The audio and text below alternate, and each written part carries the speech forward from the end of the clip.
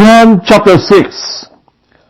Sometime after this, Jesus crossed to the far shore of the Sea of Galilee, that is, the Sea of Tiberias. And a great crowd of people followed him, because they saw the signs he had performed by healing the sick. Then Jesus went up on a mountainside and sat down with his disciples. The Jewish Passover Festival was near. When Jesus looked up and saw a great crowd coming toward him, he said to Philip, "Where shall we buy bread for these people to eat?" He asked this only to test him, for he already had in mind what he was going to do. Philip answered him, "It would take more than half a year's wages to buy enough bread for each one to have a bite."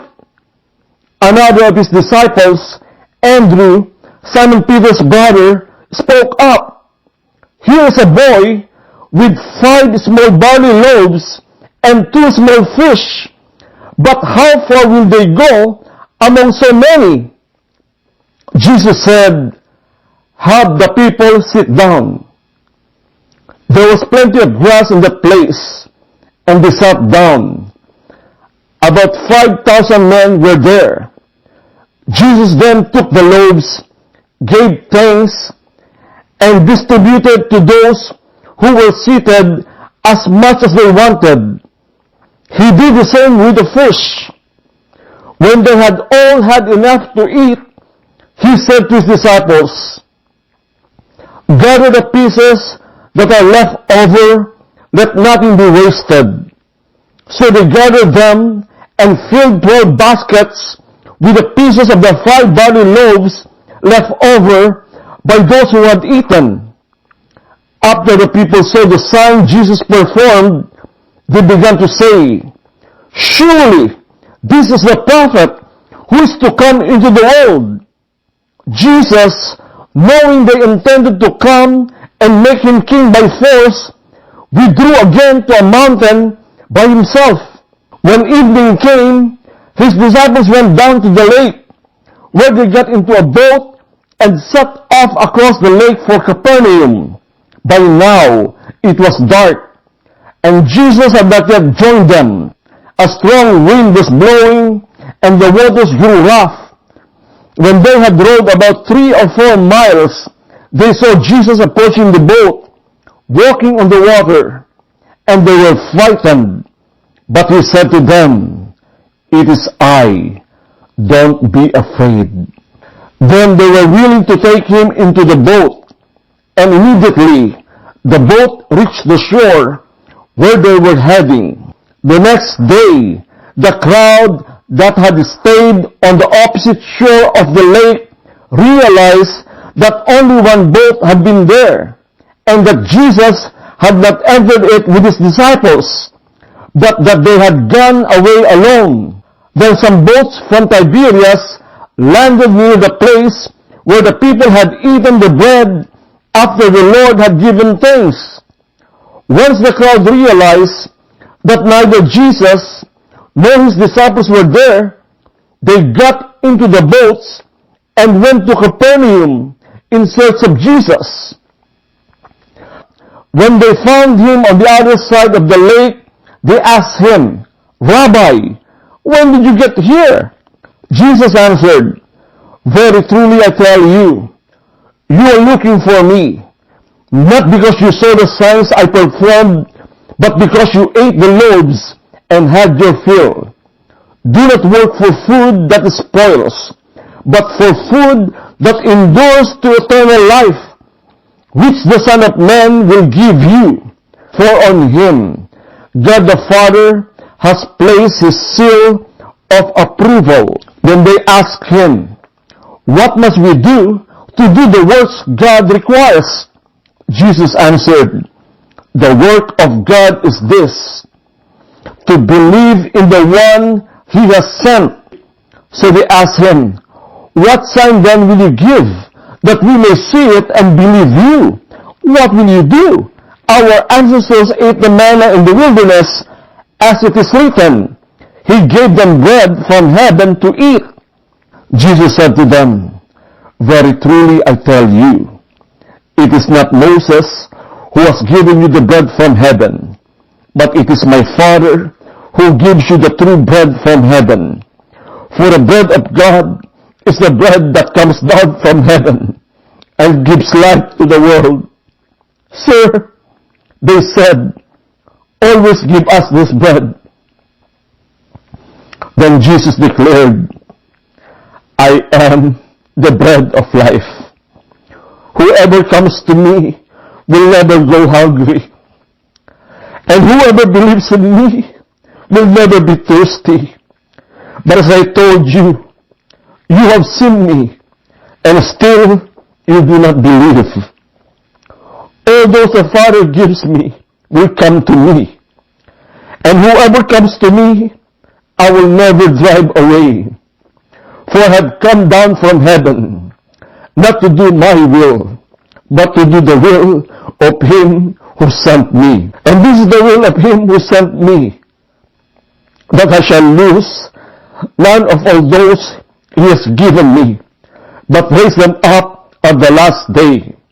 For my Father's will is that everyone who looks to the Son and believes in Him shall have eternal life, and I will raise them up at the last day. At this, the Jews there began to grumble about Him, because He said, I am the bread that came down from heaven.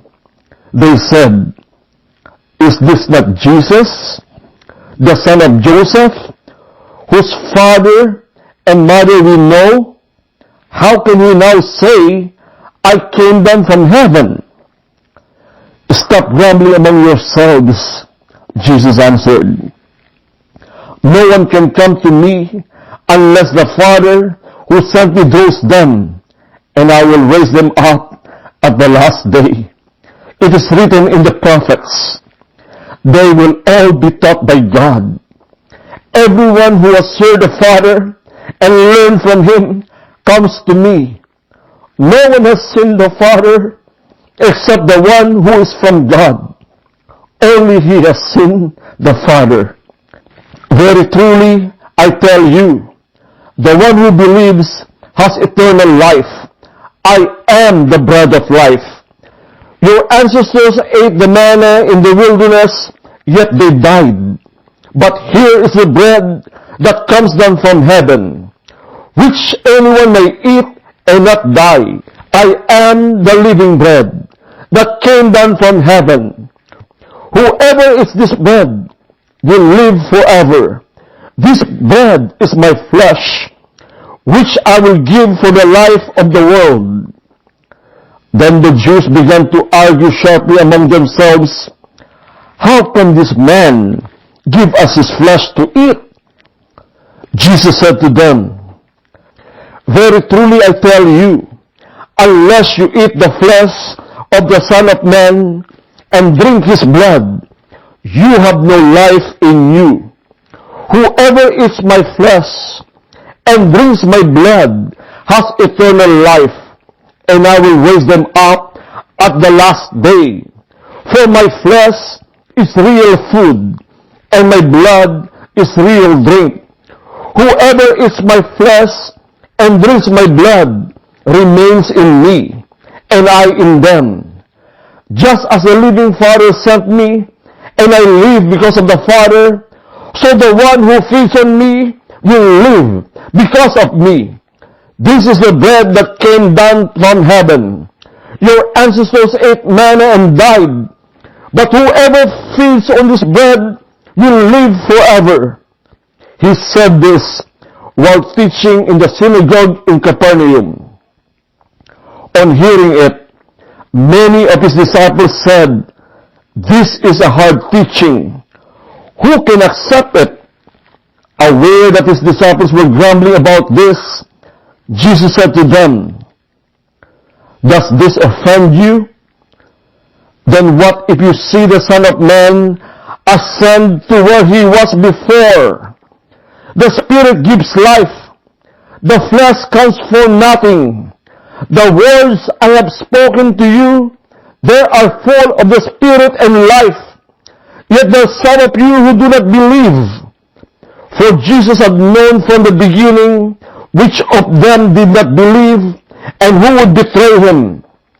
He went on to say, "This is why I told you that no one can come to me unless the Father has enabled them." From this time, many of his disciples turned back and no longer followed him. "You do not want to leave too, do you?" Jesus asked the 12. Simon Peter answered him, "Lord, to whom shall we go? You have the words of eternal life. We have come to believe and to know that you are the Holy One of God." Then Jesus replied, "Have I not chosen you, the 12? Yet one of you is a devil." He meant Judas, the son of Simon Iscariot, who, though one of the 12, was later to betray him.